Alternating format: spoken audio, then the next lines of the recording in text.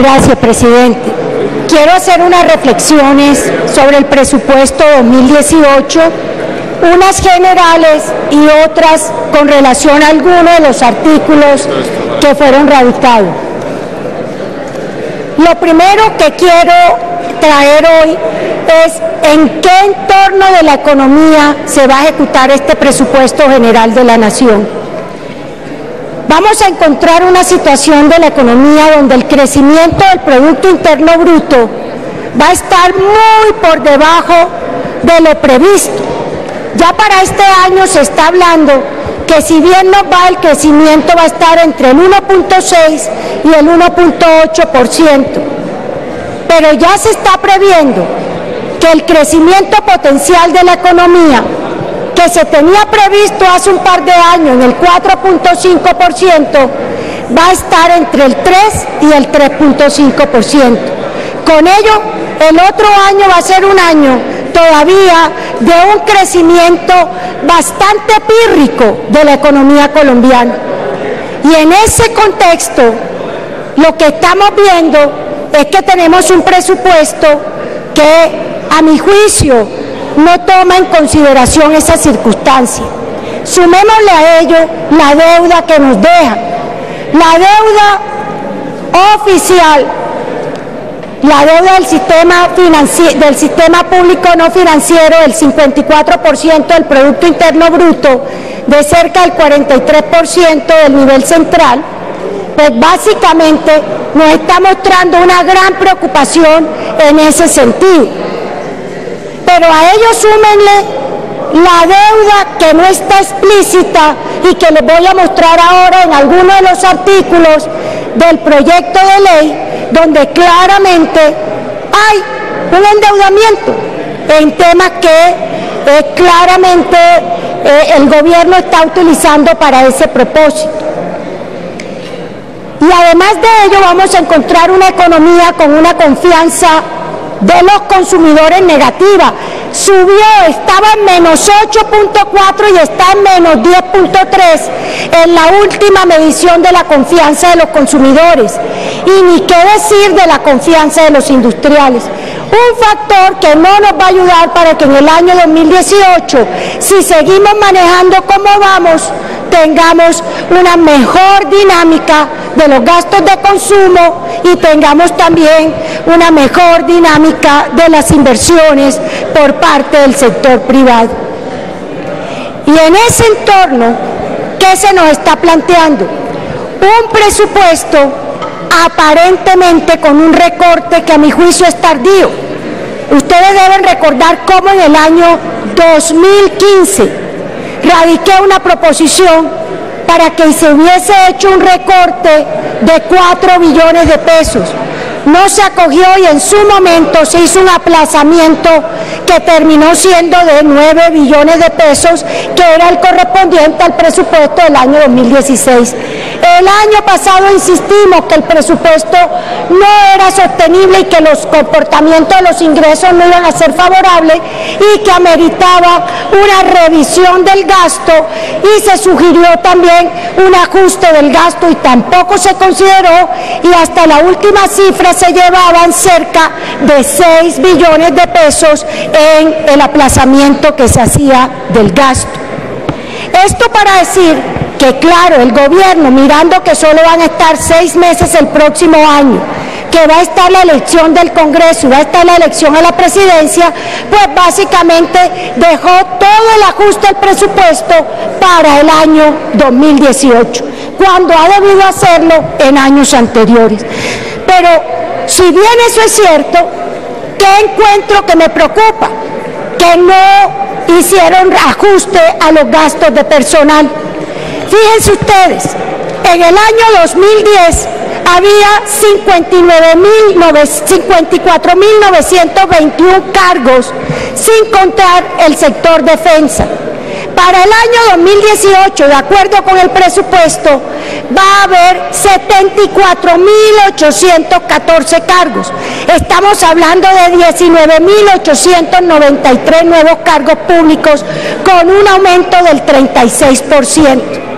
La nómina pasa de 2.6 billones en el año 2010 a 6.2 billones en el año 2018. Esto es un aumento del 138%. Pero ¿saben ustedes cuánto ha aumentado el salario mínimo? En esos 8 años, el salario mínimo ha aumentado entre el 2010 y el 2017 solo el 43.2%. Y la inflación en ese mismo periodo ha estado cercana, la acumulada, al 30%. O sea que la nómina, porque eso lo que ha mostrado es el talante derrochador de este gobierno, la nómina ha crecido el 138%, mientras que las otras dos variables que sirven de indicador para mirar el crecimiento lo han hecho 1/3 por debajo de la nómina del Estado. A eso quiero sumarle que los gastos generales siguen creciendo también por encima del crecimiento de las variables de la economía. El tercer tema de preocupación tiene que ver con las vigencias futuras. Estamos hablando, de acuerdo con el marco fiscal de mediano plazo y el proyecto de presupuesto, que las vigencias futuras entre el año 2018 y el año 2040 serán de 86.9 billones de pesos, de las cuales el 70% son para las APP, el 18% son vigencias futuras ordinarias y el 12% son las vigencias excepcionales. Eso me preocupa porque lo que hemos visto es que en solo 3 años se han aumentado en casi 10 billones de pesos las vigencias futuras. A este ritmo, a ese 54% de deuda como proporción del PIB, hay que sumarle este. Y estamos hablando entonces que el monto total puede estar alcanzando perfectamente un 65% del Producto Interno Bruto. Insostenible. Y esa es la preocupación que vamos a tener el próximo año cuando lleguemos en el 7 de agosto del 2018 de cómo se va a sostener este tema. Y a ellos súmenle que este año tristemente el comportamiento del recaudo de la DIAN no ha sido el esperado. Me preocupa sobremanera varios de los impuestos que han estado muy por debajo de las previsiones iniciales que se habían hecho. El impuesto a la riqueza, que vence el otro año, el impuesto a la riqueza, a lo que va corrido de este año, está en menos de la mitad de lo que estaríamos previendo. Sí, ministro, usted me dice por detrás, ahora en septiembre se pagaba la segunda cuota del impuesto a la riqueza, pero lo cierto es que su comportamiento no es esperado, como no fue ministro el esperado en el 2016, usted lo sabe, y como fue que la reforma que hicieron en el 2014 no obtuvo los ingresos esperados, y por eso hablábamos el año pasado del ilusionismo presupuestal en materia de ingresos. El comportamiento del CRE a los primeros meses del año, el comportamiento del CRE no es sino de 5 billones de pesos. Ojo, y llevábamos más de 7 meses, cuando el estimado del CRE debía estar cercano a los 15 o a los 17 billones de pesos. O sea que en el CRE tampoco se van a recaudar todos los impuestos que estaban previstos. Aquí solo para hablarle de esos dos impuestos. Por supuesto que cuáles son los que mejor comportamiento han tenido. El IVA. ¿Por qué el IVA? Le aumentaron los 3 puntos los 3 puntos para los bienes que tienen IVA, y eso le ha servido para que le saquen del bolsillo a los consumidores cerca de 3.8 billones de pesos. Entonces, por supuesto, el aumento de los ingresos del IVA, sobre todo como consecuencia de esos 3 puntos adicionales. Y el otro, que lleva un comportamiento... Un poco de silencio para escuchar a la senadora. Como el esperado, es el impuesto a la renta, pero que estoy segura que estoy segura que el efecto se va a comenzar a ver a partir del otro año. Entonces, queridos colegas, en el tema de ingresos no veo fácil el presupuesto que se hace para el otro año, porque esta reforma tributaria que ha golpeado duramente sobre todo a los consumidores, por esa vía, al caerse el consumo, se afecta significativamente la venta de las empresas y, por supuesto, sus planes de expansión y sus planes de inversión. Y quiero ahora traer algunos artículos que me preocupan del proyecto de ley de presupuesto. El primer artículo que me preocupa del proyecto de ley de presupuesto tiene que ver con el artículo 104. ¿Por qué? Porque el artículo 104 lo que está diciendo, que hoy es el artículo 82, 104 del inicial, 82 del radicado para la frenaria, lo que está diciendo es que todo el dinero que se gire a un patrimonio autónomo se entenderá como ejecutado.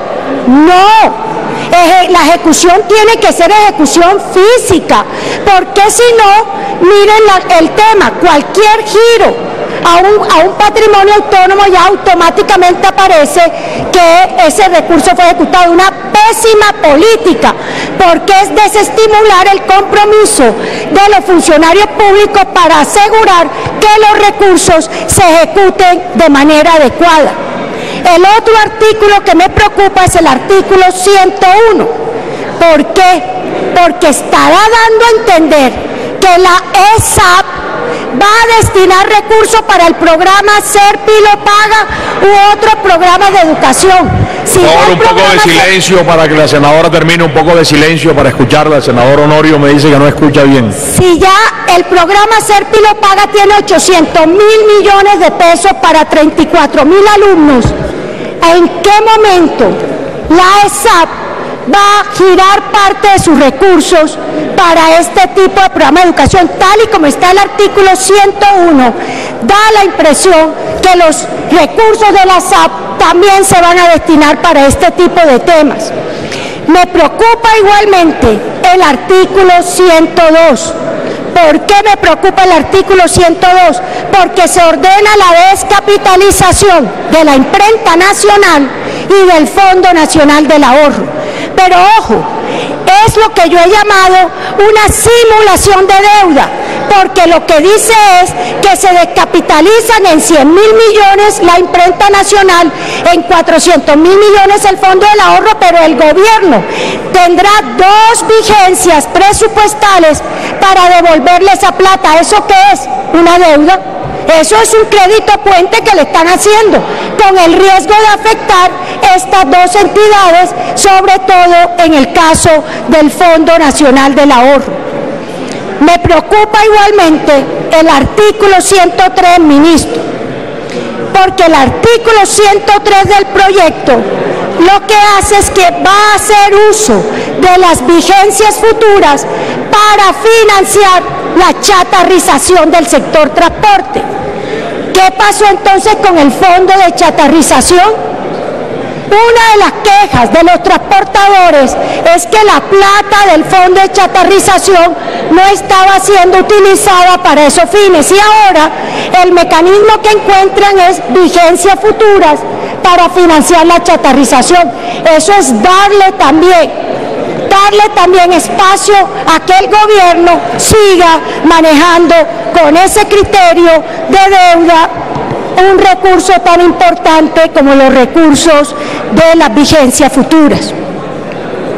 Igualmente preocupa el artículo 105, porque el artículo 105 lo que permite es que haya posibilidad de endeudarse en el corto plazo para que el gobierno nacional financie la nómina de la educación pública.